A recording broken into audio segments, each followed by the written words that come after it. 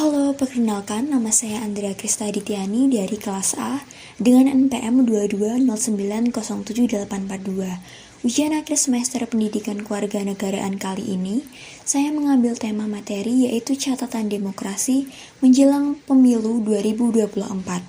Dengan tema yang saya dapatkan yaitu catatan demokrasi menjelang pemilu 2024, saya ingin mengangkat sebuah judul atau isu yang akan saya bahas secara lebih mendalam, yaitu mengenai generasi Z dan milenial dominan menghiasi pemilu 2024.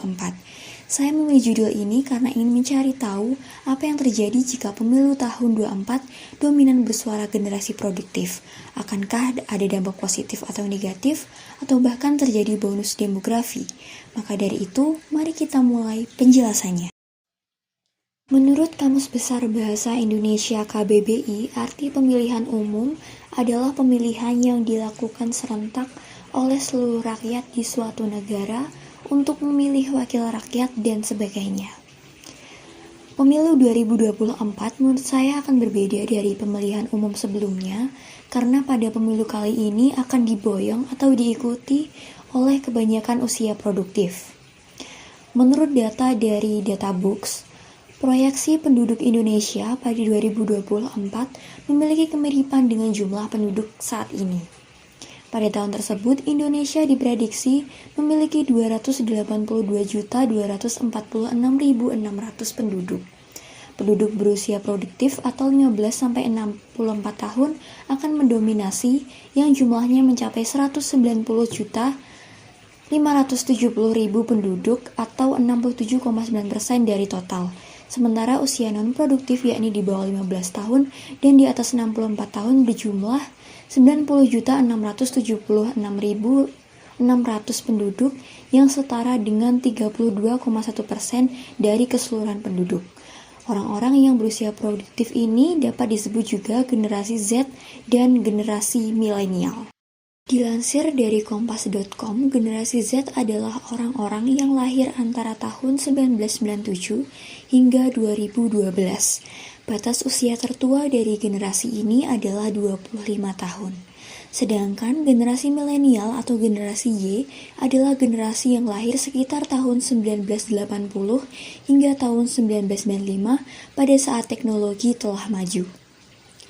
Generasi Z dan milenial yang dominan menghiasi pemilu 2024 merupakan salah satu isu yang sangat menarik untuk dibahas karena adanya pemilu 2024 ini menjadi sebuah kesempatan atau panggung bagi generasi Z dan milenial untuk menentukan pemimpin Indonesia di masa depan. Akan tetapi terlepas dari para generasi Z dan milenial yang menjadi mayoritas dalam pemilu 2024, ada berbagai hal yang menjadi pertanyaan. Apakah sifat generasi Z dan milenial yang cenderung anti politik dan apatis karena mindset politik itu kotor? Maka dari itu, akankah hal tersebut mempengaruhi pemilu 2024? Untuk menjawab pertanyaan itu, mari kita buka data.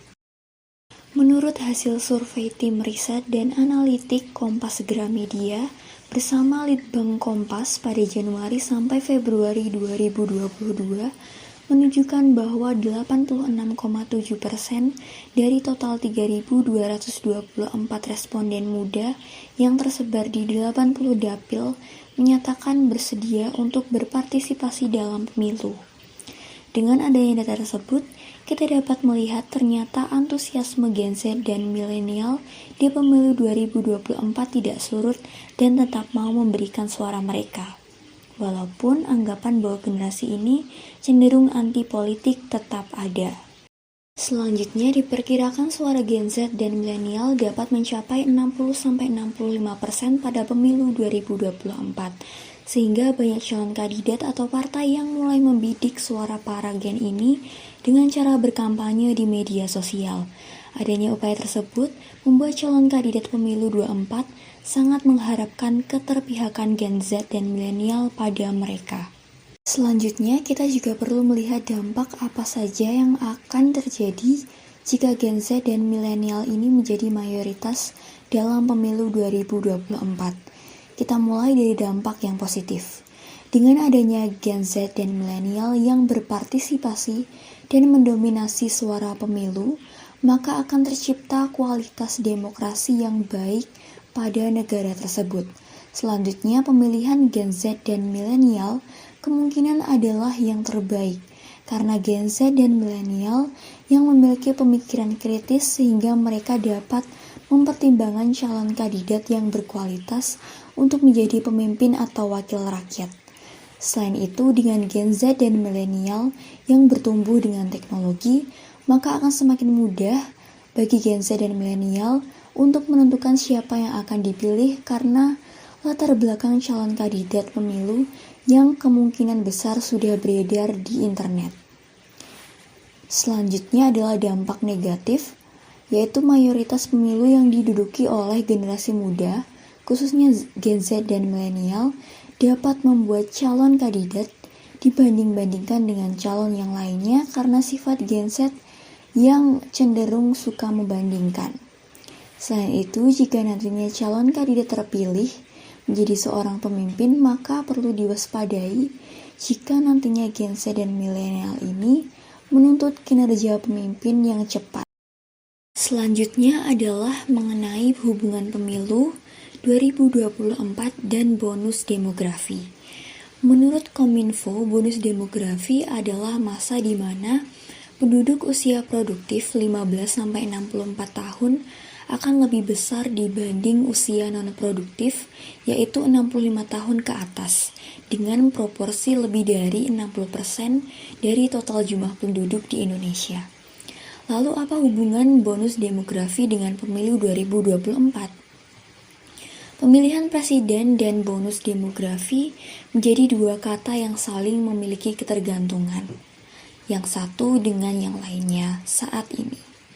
Pilpres yang akan dilaksanakan pada 24 Februari 2024 akan menghasilkan presiden terpilih untuk periode 2024 sampai 2029.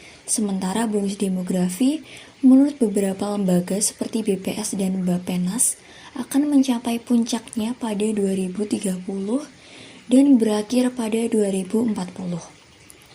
Artinya, presiden yang terpilih dalam Pilpres 2024 akan mengantarkan Indonesia memasuki puncak bonus demografi pada permulaan tahun 2030.